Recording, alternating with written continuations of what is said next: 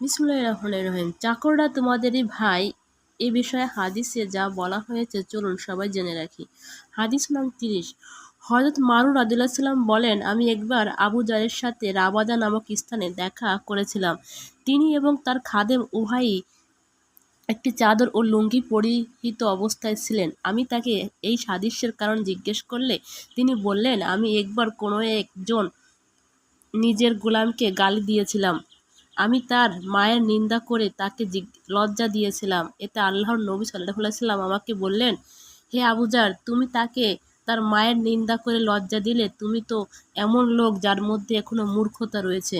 তোমাদের চাকররা তোমাদেরই ভাই, আল্লাহ তাদেরকে তোমাদের অধীন করে দিয়েছেন। সুতরাং কারো অধীনে তার ভাই থাকলে সে নিজে যা খায় এবং যা পরে তাকে তাই খাওয়াও ও পরাও, আর তাদেরকে বেশি কষ্টকর কাজ করতে দিও না। এ ধরনের কাজ করতে দিলে তাদেরকে সাহায্য করো।